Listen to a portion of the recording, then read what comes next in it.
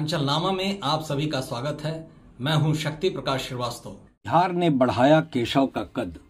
उत्तर प्रदेश के सियासी गलियारे में इस बात की चर्चा पिछले 8 वर्षों से होती रहती है कि प्रदेश के उप मुख्यमंत्री केशव प्रसाद मौर्य का जो कद पार्टी या संगठन में होना चाहिए वो उन्हें अभी तक नहीं मिला। हालांकि पार्टी ने विधानसभा चुनाव हारने के बावजूद उन्हें प्रदेश का उप मुख्यमंत्री बनाया है, लेकिन हाल में संपन्न हुए बिहार विधानसभा के चुनाव में केशव को पार्टी ने पहले चुनाव का सह प्रभारी बनाकर उन्हें उनकी वरिष्ठता का एहसास कराया और अब उन्हें सरकार बनने से पहले पार्टी विधानमंडल दल के नेता के चयन के लिए केंद्रीय पर्यवेक्षक बनाकर यह जता दिया कि आने वाले समय में केशव के लिए पार्टी हाईकमान ने कुछ और सोच रखा है, जिसका खुलासा आने वाले समय में होगा। लगभग 8 साल पहले 2017 में जब उत्तर प्रदेश में विधानसभा का चुनाव हुआ था, उस समय केशव प्रसाद मौर्य प्रदेश बीजेपी के अध्यक्ष थे। चुनाव में उन्होंने अपने सियासी कौशल का इस्तेमाल करते हुए फर्श पर पड़े होने जैसी स्थिति वाली पार्टी बीजेपी को सत्ता रूपी अर्श तक पहुंचाने में सफलता पाई। बीजेपी को चुनाव में प्रचंड बहुमत मिला। ऐसे में पार्टी ने उन्मुक्त कंठ से उसका श्रेय केशव प्रसाद मौर्य को दिया भी। सरकार बनते समय मुख्यमंत्री के प्रबलतम दावेदारों में भी केशव प्रसाद मौर्य का नाम रहा, लेकिन अंतिम समय में अचानक किन्हीं सियासी समीकरण के नाते गोरखपुर स्थित नाथ संप्रदाय के गोरक्षपीठ के पीठाधीश्वर और तत्कालीन सांसद योगी आदित्यनाथ को प्रदेश का मुख्यमंत्री बना दिया गया। उसी समय से योगी और केशव के बीच रिश्तों में तल्खी जो पैदा हुई वो आज तक बरकरार है।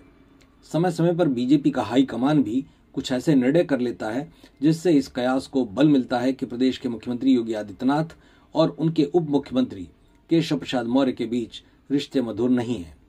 कभी मुख्यमंत्री योगी ने व्यवहार से तो कभी केशव ने सरकार से संगठन को बड़ा बताकर बीच की खाई पाटने की बजाय उसे बढ़ाने का काम किया।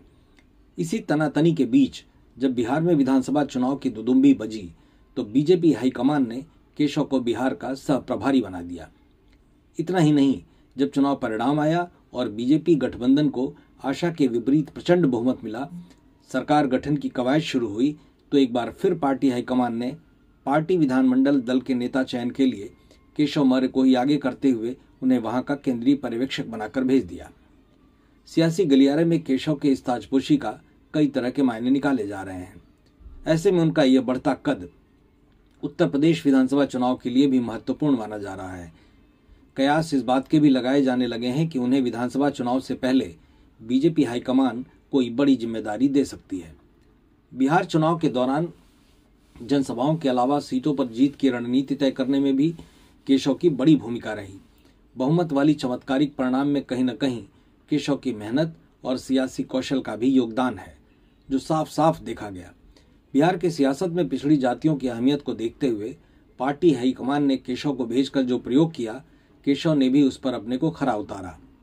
पिछड़ी जातियों को एकजुट करने में महत्वपूर्ण भूमिका निभाई। बिहार चुनाव के पहले प्रधानमंत्री नरेंद्र मोदी ने उन्हें भगवान बुद्ध के अस्थि कलश लेकर रूस भेजकर पहले ही मजबूत संकेत दे दिया था।